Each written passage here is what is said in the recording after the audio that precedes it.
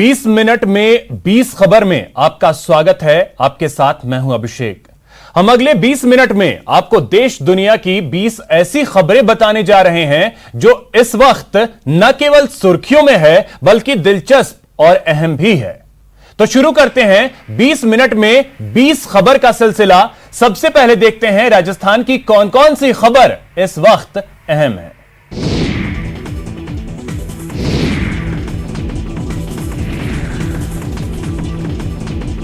गहलोत ने कोरोना पर समीक्षा बैठक की। सीएम अशोक गहलोत ने त्योहारी सीजन में कोरोना संक्रमण को नियंत्रण में रखने के लिए हेल्थ प्रोटोकॉल की पूरी तरह से पालना सुनिश्चित करने के निर्देश दिए। साथ ही नगर निगम चुनाव को देखते हुए राज्य चुनाव आयोग के निर्देश के मुताबिक सोशल डिस्टेंसिंग रखने के निर्देश भी दिए। सीएम गहलोत ने कहा कि राज्य सरकार की ओर से शुरू किए गए कोरोना के विरुद्ध जन आंदोलन और नो मास्क नो एंट्री अभियान का आम जन में सकारात्मक असर पड़ा है। सीएम अशोक गहलोत ने आगामी नवंबर महीने में पॉजिटिव केस बढ़ने की आशंका को देखते हुए अभी से ही समुचित तैयारियां करने के निर्देश भी दिए।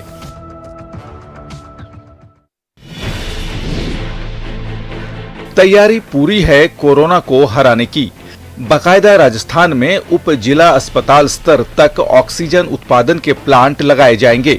चिकित्सा मंत्री डॉक्टर रघु शर्मा ने कहा कि कोरोना में ऑक्सीजन की खासी जरूरत होती है। ऐसे में सरकार ने ऑक्सीजन सिस्टम को मजबूत करने के लिए हर पहलू पर काम किया है और सरकार उप जिला चिकित्सालय स्तर तक के चिकित्सा संस्थानों तक ऑक्सीजन उत्पादन के प्लांट लगा रही है। सच है कि प्रदेश में कोरोना के मामले बढ़े हैं, लेकिन ये भी सच है कि करीब 85% से ज्यादा मरीज ठीक होकर घर भी लौट रहे हैं।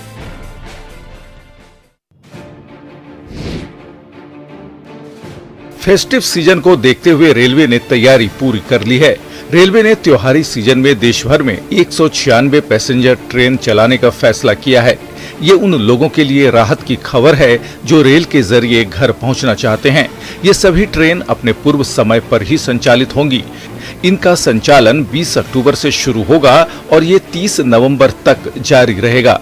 इन 196 ट्रेनों में एनडब्ल्यूआर के हिस्से में 16 ट्रेनें आई हैं। साथ ही 9 एसी ट्रेनें भी एनडब्ल्यूआर से गुजरेंगी, जिनका यहां स्टॉपेज होगा। इस यात्रा में कोविड-19 की गाइडलाइंस का पालन करना होगा और रिजर्वेशन लेकर ही यात्रा करनी होगी। लंबे इंतजार के बाद आखिरकार वो घड़ी आ ही गई। कोर्ट की मुहर के बाद शहर की सरकार के लिए चुनावी सरगर्मियां जोरों पर है। आइए आपको बताते हैं शहर की सरकार के रण का पूरा कार्यक्रम। नगर निगम चुनाव 2020 19 अक्टूबर दोपहर 3 बजे तक उम्मीदवार नामांकन कर सकेंगे।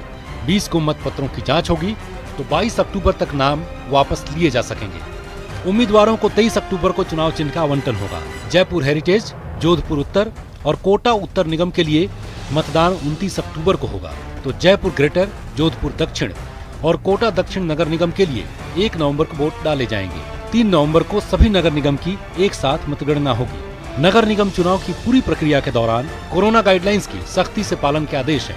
नामांकन के दौरान उम्मीदवारों को कई नई तरह की गाइडलाइंस का पालन करना जरूरी होगा। नामांकन के दौरान किसी भी प्रकार की बाइक रैली, वाहन रैली या जन समूह को एकत्रित करना प्रतिबंधित रहेगा। प्रशासन की ओर से साफ कर दिया गया है कि नियमों के उल्लंघन होने पर कानूनी कार्रवाई की जा सकती है। दरअसल पंचायत चुनाव में कोरोना गाइडलाइंस की धज्जियां उड़ाए जाने की खबरें आई थी। ऐसे में सरकार के लिए ये चुनाव बड़ी चुनौती होगी। सीएजी की रिपोर्ट में महालूट का खुलासा। जलदाय विभाग में करप्शन का खुला खेल। जी हां, जलदाय विभाग कहीं का हो पूरी तरह से महाभ्रष्टाचार में डूबा दिखाई दे रहा है।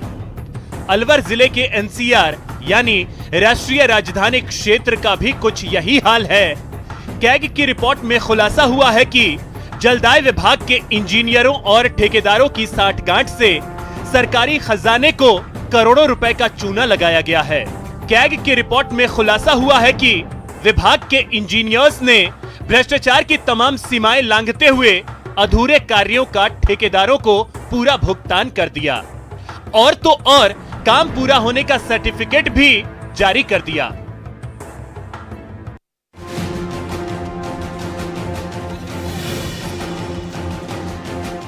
भिवाड़ी के बंद गोल्डन बॉटलिंग प्लांट में जो कुछ हो रहा था वो कैसे हो रहा था, उसके पीछे किसका दिमाग और किसका पैसा काम कर रहा था, ये कुछ सवाल हैं जिनके जवाब अब खोजे जा रहे हैं। लेकिन असल में यह क्या हो रहा था पहले ये जान लीजिए। ये देसी शराब बनाने की फैक्ट्री थी जो कई सालों से बंद थी सबकी नजर में।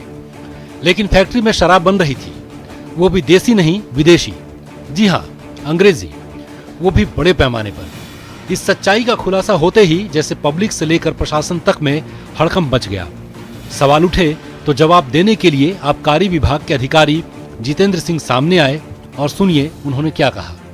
कंपनी के 50 मेंबर अभी है, मेरे पास लक्ष्मणगढ़ और भिवाड़ी का चार्ज है।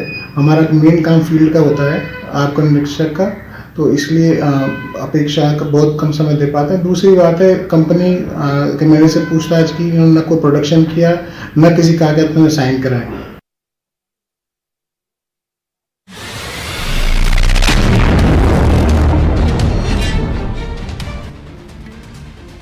मरुधरा में महिलाओं के खिलाफ क्राइम का ग्राफ लगातार बढ़ता जा रहा है। रेप, हत्या जैसे संगीन वारदात लगातार सामने आ रहे हैं। इस पर लगाम लगाने के लिए मुख्यमंत्री के निर्देश पर अब पुलिस मुख्यालय की ओर से action against women related crime and awareness for justice अभियान का आगाज किया जा रहा है। इसको लेकर एडीजी रवि प्रकाश मेहरडा ने सभी जिलों के एसपी को आदेश जारी कर दिए हैं। इस विशेष आवाज अभियान में महिलाओं को सुरक्षा संबंधी कानून को लेकर जागरूक किया जाएगा। उनको कहा गया है कि इस अभियान को जॉइंट टीमें बनाएं, थाने स्तर पे करें, तहसील स्तर पे करें, पंचायत स्तर पे करें, बैनर, पोस्टर, जिस भी रूप में वो एक सामग्री बनाएं, नुक्कड़ नाटक कर सकते हैं। मतलब हमने उनको एसपीज को एक लीवे दिया है, एक उनको हमने ऑप्शन दिया है कि भाई आप अपने हिसाब से इस मोटी रूपरेखा में जो हमने तय की है उसमें वो अपना जो भी नवाचार इसमें करना चाहें वो डालें। जाएगा जब जहां से कुछ भी न पास होगा, 2 गज कफन का टुकड़ा तेरा लिबास होगा।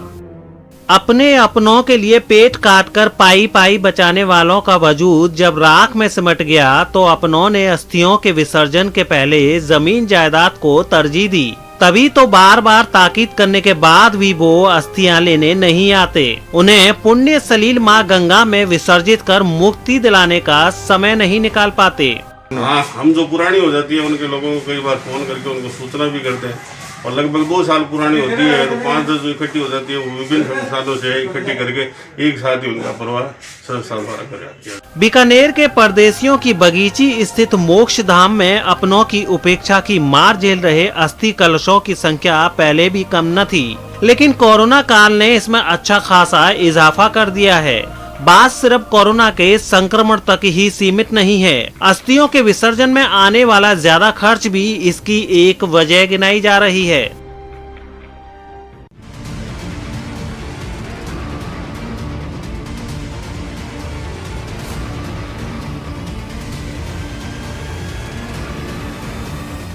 जी हाँ, रेगिस्तान के इस जहाज पर संकट के बादल मंडरा रहे हैं। राजस्थान की आन बान शान संकट में है। राज्य पशु का कुनबा लगातार कम होता जा रहा है। राजस्थान की पहचान कहीं खोती जा रही है। सरकारी आंकड़ों के मुताबिक राजस्थान में इस वक्त 3.5 लाख ऊंट बचे हैं, जबकि पशुपालकों का दावा है कि ऊंटों की संख्या 2 लाख से ज्यादा नहीं है।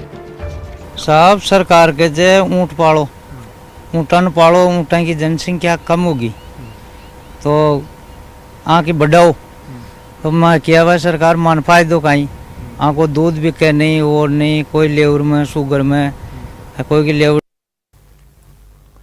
20 मिनट में 20 खबर में अब बात देश की कई और खबरों की।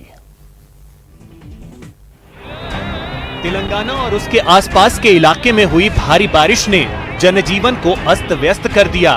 देर शाम शुरू हुई बारिश ने रात होते होते भयानक रूप धारण कर लिया। उसके बाद तो सड़कें नदारद हो गईं, लोग जहां तहां फंस गए, होटलों में पानी घुस गया, सड़कों पर लंबा चौड़ा जाम लग गया। हालात किस कदर खराब हो गए इसका अंदाजा आप विजुअल्स देखकर लगा सकते हैं।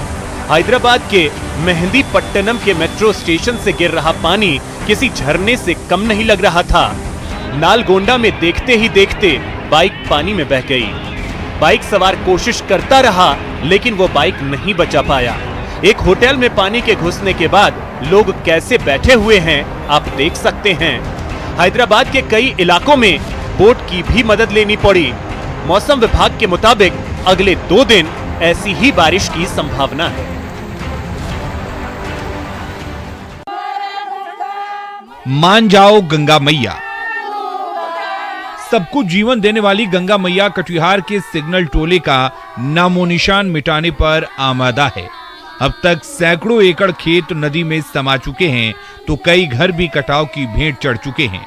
इतने पर भी गंगा मैया शांत नहीं हुई है। अभी भी दर्जनों आशियाने नदी के निशाने पर हैं। ऐसे में रूठी गंगा मैया को कुछ इस तरह से मनाने में जुटी है सिग्नल टोले की ये ग्रामीण महिलाएं। गंगा माँ आपसे यही प्रार्थना करते हैं कि हे गंगा माँ हमारे बाल बच्चा के हमको क्षमा करिए। हे गंगा माँ इतना तो आप लौट जाइए, गंगा माँ घूर जाइए गंगा माँ, लेकिन गंगा माँ नहीं सुनता है। पानी में बही सड़क।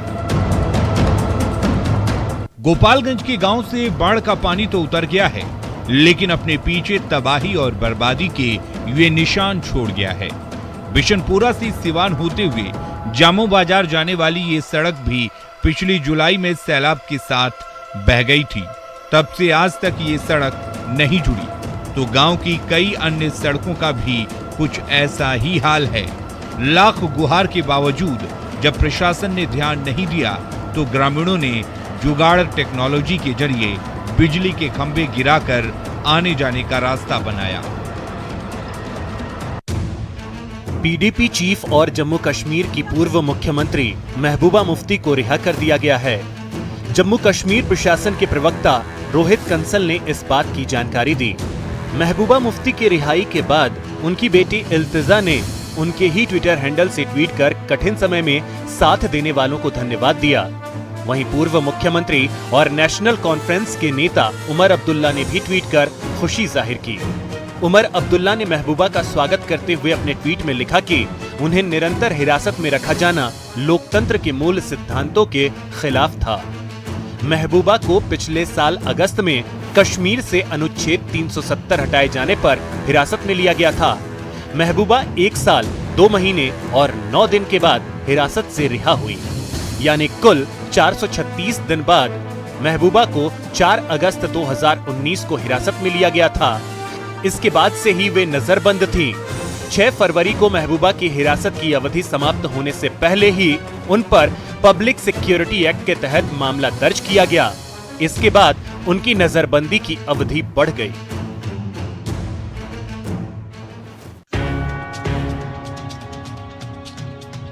बाबा रामदेव का एक वीडियो वायरल हो रहा है, जिसमें वो योग करते वक्त हाथी की पीठ से गिर पड़े।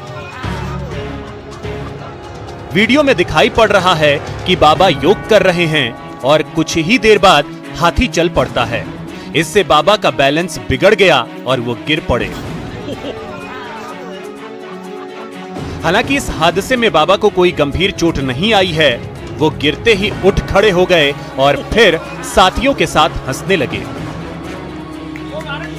ये घटना मथुरा के महावन के रमण रेती आश्रम की है, जहां रामदेव ने योग शिविर लगाया था। इसी दौरान वो हाथी पर बैठकर योग कर रहे थे। गनीमत ये रही कि बाबा को कोई चोट नहीं आई, क्योंकि रेती में होने की वजह से दलदल बना हुआ था। क्या गोबर से कोई चिप बन सकती है? अगर आप चौंक रहे हैं तो चौंकिए मत, क्योंकि राष्ट्रीय कामधेनु आयोग के चेयरमैन वल्लभ भाई कठीरिया ने तो यही दावा किया है। कठीरिया ने मंगलवार को एक चिप लॉन्च की। ये चिप गोबर से बनी हुई है।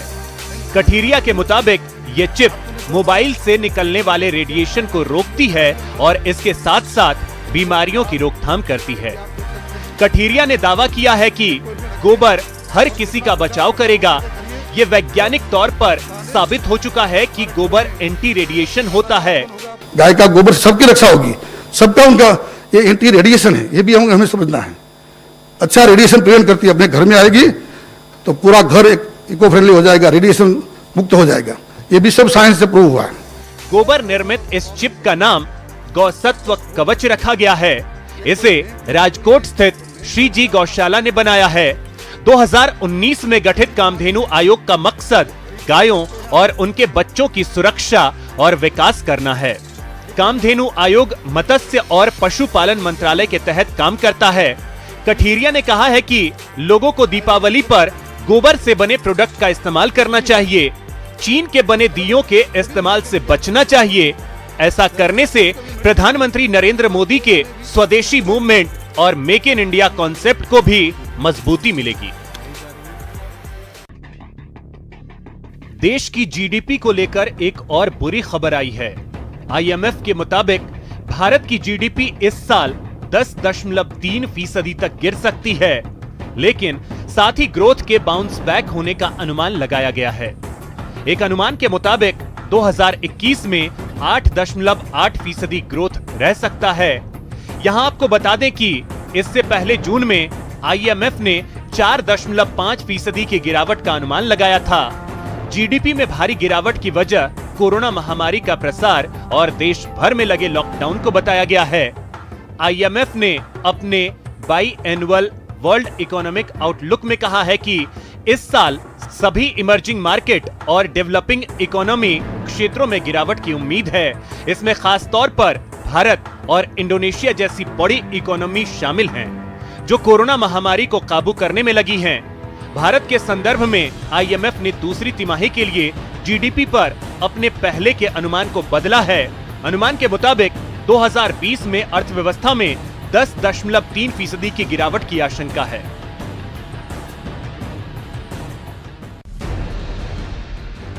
बोकारो स्टील प्लांट की इन भट्टियों में लोहा गलाकर इस्पात तैयार होता है, तो स्टील प्लांट के कर्मचारियों के इरादे भी फौलाद जैसे मजबूत हैं। लेकिन हाल में जब बीएसएल के 150 अधिकारी और कर्मचारी एक साथ कोरोना पॉजिटिव पाए गए, तो इस्पात नगरी का हौसला भी टूट गया। ऐसे में अपने अधिकारियों और कर्मचारियों का मनोबल बनाए रखने के लिए बोकारो स्टील प्रबंधन ने अनोखी पहल की। इसके लिए हर सप्ताह ऑनलाइन सीरीज का आयोजन होता है, जिसमें देश भर से जुड़े प्रसिद्ध हस्तियां बीएसएल कर्मचारियों का मार्गदर्शन करती है।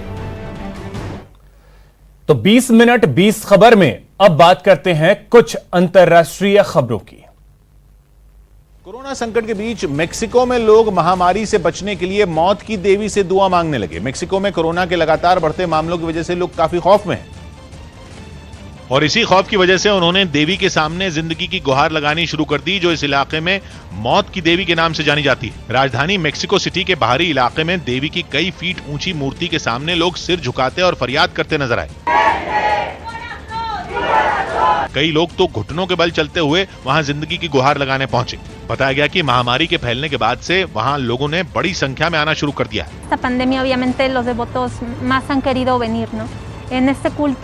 इलाके के लोगों के बीच देवी की अहमियत का अंदाजा इसी बात से लगाया जा सकता है कि लोग लंबी लंबी लाइनों में खड़े होकर अपनी बारी का इंतजार करते दिखे। वहां कई दुकानों में भी देवी की अलग अलग आकार की मूर्तियां रखी नजर आईं।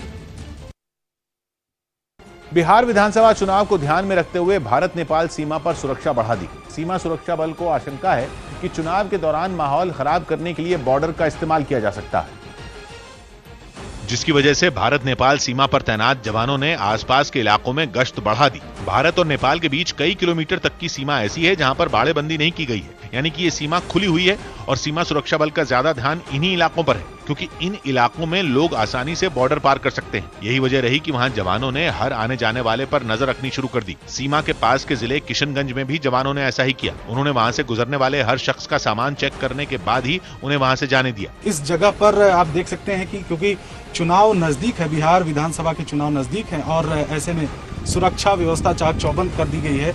डॉग स्क्वाड के जरिए यहाँ पर चेकिंग की जा रही है। बॉर्डर के आसपास के इलाकों में रहने वाले लोगों को इस बारे में जागरूक करने के लिए एक अभियान भी चलाया गया, जिसके तहत सीमा सुरक्षा बल के जवान लोगों को समझाते नजर आए। उन्होंने चुनाव के दौरान लोगों से सावधान रहने को कहा और उन्हें हर समय आंख कान खुले रखने की सलाह दी। हमारे यहाँ इलेक्शन है कि नहीं, तो फिर कहीं न कहीं वो जो है बदमाशी कर सकता है, विस्फोट कर सकता है, किसका नुकसान होगा? हम सभी का ना, गांव वालों कोई ना कोई फिर उसमें दिक्कत होगा हम लोग सभी को। लोगों ने भी जवानों का साथ देने का पूरा भरोसा दिया। कोई बाहर से कोई आता है या कोई जाता है तो हम लोग खबर देते हैं सर। अगर हम बॉर्डर के बगल में तो हम लोगों का भी सर कर्तव्य है। कोरोना की वजह से पिछले कई महीनों से भारत नेपाल सीमा सील है, लेकिन चुनाव के दौरान ओपन बॉर्डर होने की वजह से अवैध घुसपैठ रोकना और शांतिपूर्ण चुनाव कराना एक बड़ी चुनौती बन गया है। उत्तरी चीन के कुछ इलाकों में पतझड़ के मौसम में ऐसी भारी बर्फबारी हुई कि लोगों को सर्दी का ट्रेलर देखने को मिल गया। मौसम की पहली बर्फबारी के साथ वहां पारा कई डिग्री तक लुढ़क गया। और हाल ये हो गया कि चीन के शासन वाले इनर मंगोलिया प्रांत में तो सड़कें नजर ही नहीं आई, उन पर बर्फ की मोटी चादर बिछ गई, इतनी मोटी कि हाथ कलाई तक बर्फ में घुस जाए। सामने आई एक तस्वीर में तो एक कार पूरी तरह बर्फ से ढकी दिखी। इतनी बर्फ गिरी कि इलाके से रंग तो जैसे गायब ही हो गए, हर चीज सफेद दिखाई देने लगी, पेड़ तक अपनी हरियाली खो बैठे। चीन के सबसे उत्तरी छोर पर हेलोंगजियांग प्रांत में भी ऐसी ही तस्वीरें देखने को मिली। वहां के एक शहर में तो तापमान -10 डिग्री सेल्सियस तक गिर गया, जबकि वहां सालाना औसत तापमान -4 डिग्री सेल्सियस के आसपास होता है।